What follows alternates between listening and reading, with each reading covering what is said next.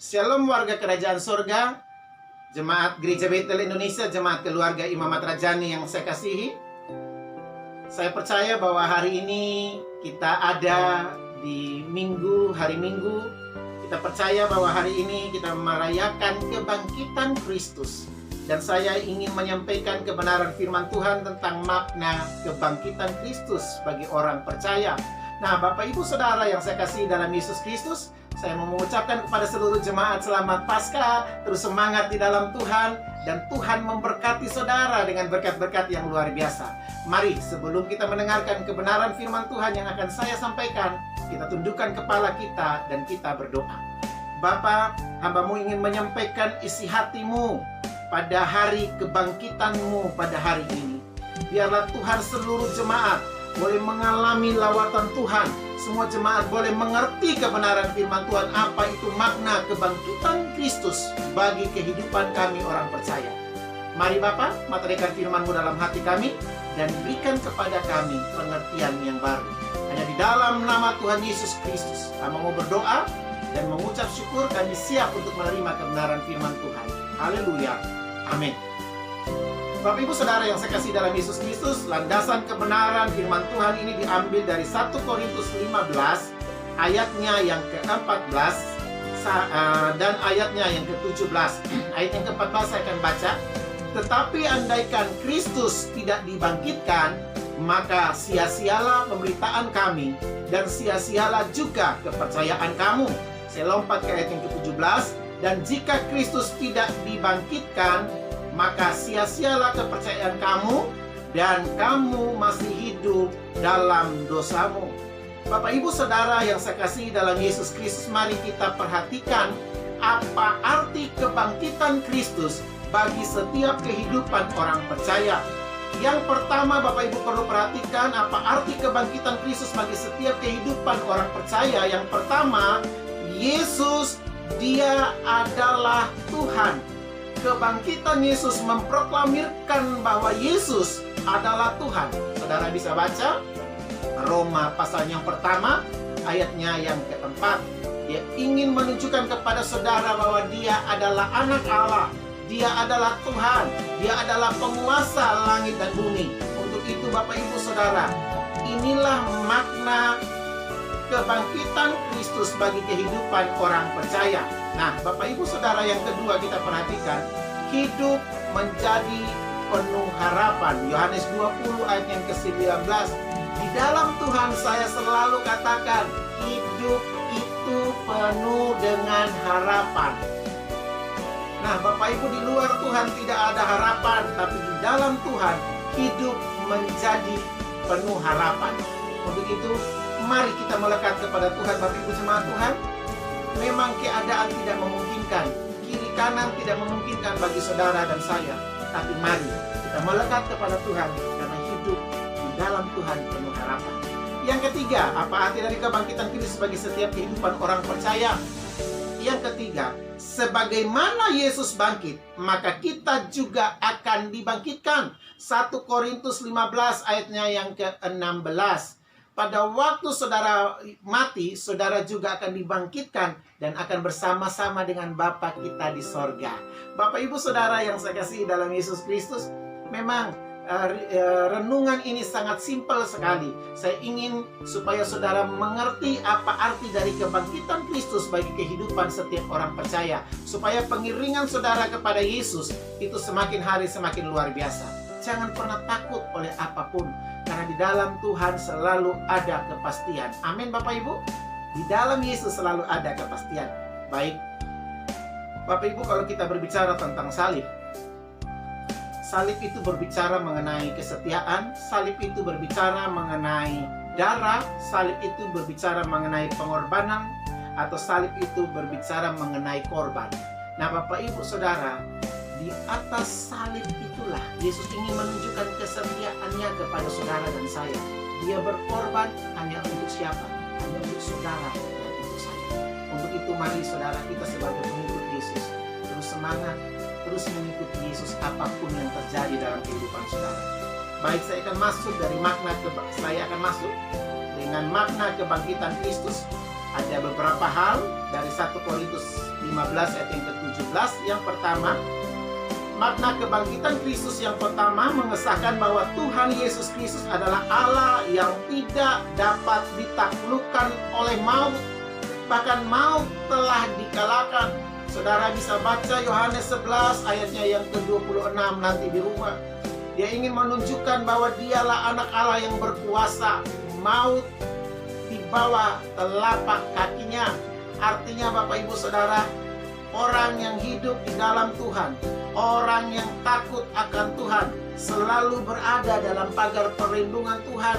Karena Yesus adalah Dia penguasa dalam kehidupan saudara. Nah Bapak Ibu Saudara, saya teringat dengan perkataan orang tua rohani kami. Selalu berkata dengan tema kami tentang seorang murid. Dia selalu katakan begini, berusaha untuk belajar taat walaupun belum mengerti. Nah Bapak Ibu Saudara, apapun yang saudara alami hari-hari ini, belajarlah taat untuk mengandalkan Tuhan, tidak mengandalkan yang lain. Nah yang kedua Bapak Ibu Saudara, menyatakan bahwa iman umat Kristen didasarkan pada fakta sejarah dan bukan mitos. 1 Korintus 15 ayat 3 sampai dengan 8. Orang lebih mempercayai mitos. Bapak Ibu kalau lihat di sosmed hari-hari ini, saudara akan lihat banyak berita-berita yang tanpa disaring. Mereka sudah langsung share, apalagi tentang virus corona ini, COVID-19 ini. Kalau saudara lihat, maka saudara kalau tidak ada Yesus, itu bisa membuat saudara berpikir yang macam-macam. Makanya saya menghimbau kepada seluruh jemaat Tuhan, mari kita belajar untuk share hal-hal yang rohani, bukan share hal-hal yang terjadi saat ini. Nah Bapak Ibu Saudara, karena saya berprinsip bahwa Yesus segala-galanya.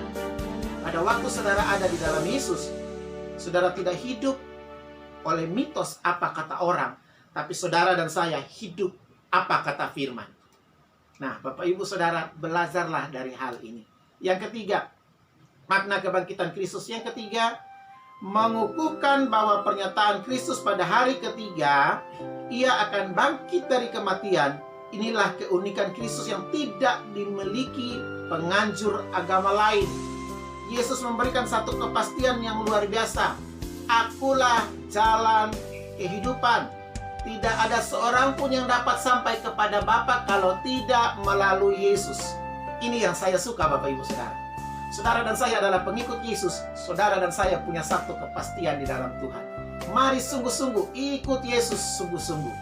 Maka saudara akan berjalan bersama dengan Tuhan dan akan kuat. Yang terakhir, menunjukkan bahwa penebusan Kristus di kayu salib membenarkan orang berdosa sehingga mereka bisa diterima oleh Allah Bapa. Roma 4 ayatnya yang ke-7. Yesus naik di atas kayu salib. Dia berkorban bagi saudara dan saya supaya saudara dan saya dilayani. Nah, untuk itu di hari-hari ini saya menghimbau kepada Bapak Ibu jemaat Tuhan, jangan takut, jangan khawatir. Kita punya kepastian di dalam Yesus. Terima kasih Bapak Ibu jemaat Tuhan, renungan yang sangat simpel yang ingin saya berikan kepada saudara pada hari ini. Saya percaya bahwa saudara akan belajar kebenaran firman Tuhan ini dan semakin setia dalam Kristus. Mari kita tundukkan kepala kita dan saya akan berdoa bagi Bapak Ibu jemaat Tuhan sekalian. Mari kita berdoa. Kami sudah mendengarkan kebenaran firman-Mu, kami sudah belajar kebenaran firman-Mu, dan biarlah firman-Mu ini dimaterikan dalam kehidupan umat-umat-Mu ya Bapa. Dan biarlah mereka mengerti dengan jelas makna kebangkitan. Engkau datang ke dalam dunia, Engkau membawa kasih-Mu kepada kami, dan Engkau rela berkorban bagi kami. Biarlah kami mengerti makna kebangkitan-Mu saat ini. Terima kasih Bapa, lawat umat-Mu, lawat jemaat-Mu. Hari-hari ini Hamba-Mu berdoa untuk jemaat-jemaat Tuhan. Engkau memberkati rumah tangganya, Engkau memberkati usahanya, Engkau memberkati pekerjaannya. Apa saja yang mereka perbuat, Tuhan, Engkau buat mereka supaya berhasil.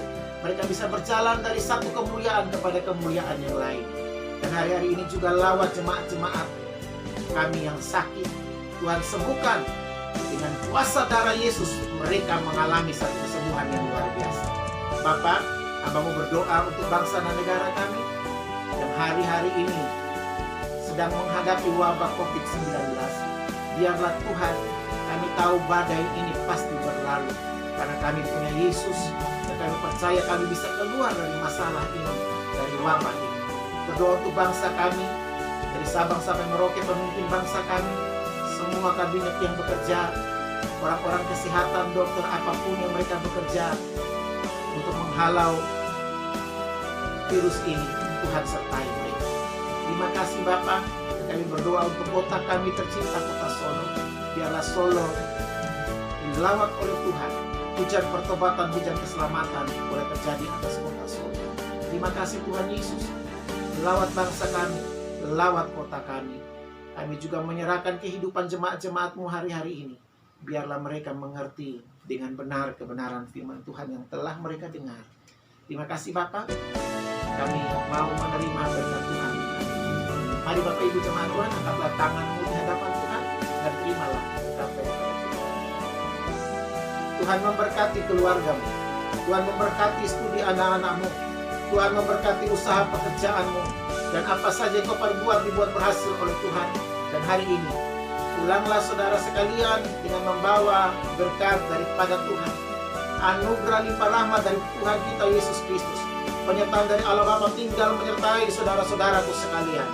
Mulai siang hari ini sampai Maranatha Yesus akan kembali kedua kali menjemput saudara yang percaya, katakan bersama-sama dengan saya, amin. Terus semangat di dalam Tuhan. Tuhan Yesus memberkati. Selamat Paskah, sampai bertemu lagi. Shalom.